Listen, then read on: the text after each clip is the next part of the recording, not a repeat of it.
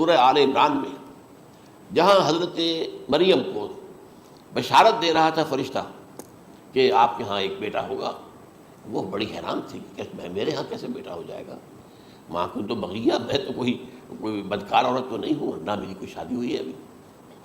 تو اس میں جو باتیں بیان کی تھی فرشتے نے، وہ جو بیٹا ہوگا اس کی کیا شان ہوگی، اس میں یہ الفاظ بھی آتے ہیں وَيُكَلِّمُ النَّاسَ فِي الْمَهْدِ وَكَهْلًا،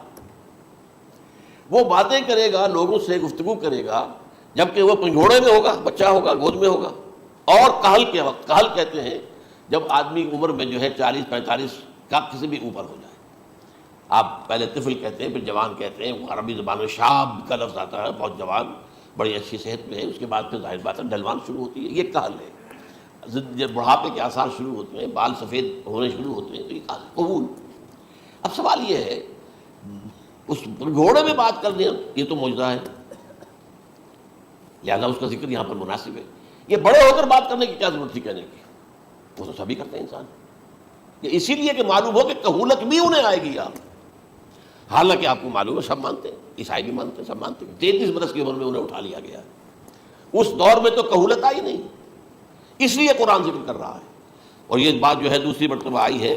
یہ سورہ المائدہ میں آیت نمبر 110، وَتُكَلِّمُ النَّاسَ فِي الْمَهْدِ وَكَهْلًا، صرف یہ ضمیر کا فرق ہے، وَيُكَلِّمُ النَّاسَ فِي الْمَهْدِ وَكَهْلًا، اور وَتُكَلِّمُ النَّاسَ فِي الْمَهْدِ وَكَهْلًا یہ ہے جب قیامت کے دن اللہ تعالیٰ حضرت عیسیٰ سے سوال کریں گے، اے عیسیٰ ابن مریم، کیا تم نے میری اجازت سے اور میری تائید سے یہ معجزے نہیں دکھائے، یہ معجزے نہیں دکھائے، میں نے تم پر یہ فضل نہیں کیا؟ اور یہ گویا کہ بالواسطہ عیسیٰ کے ماننے والوں سے خطاب ہے کہ اللہ تعالیٰ کے کتنے بڑے بڑے احسان ہوئے، اور اسی میں تم بات کرتے تھے لوگوں سے پنگھوڑے کے اندر بھی اور کہولت کی عمر میں بھی، تو یہ کہولت کی عمر کب آئی؟ حضرت عیسیٰ علیہ السلام، تو اس کے بغیر تو ممکن ہی نہیں ہے کہ وہ دوبارہ دنیا میں آئیں، پھر ان کے اوپر وہ عمر آئے اور اس عمر کے اندر بھی وہ بات کریں گے۔ تو یہ میرے نزدیک قرآن مجید کے اندر دلائل ہیں اس چیز کے کہ حضرت عیسیٰ علیہ السلام کی دوبارہ جو ہے آمد ہوگی۔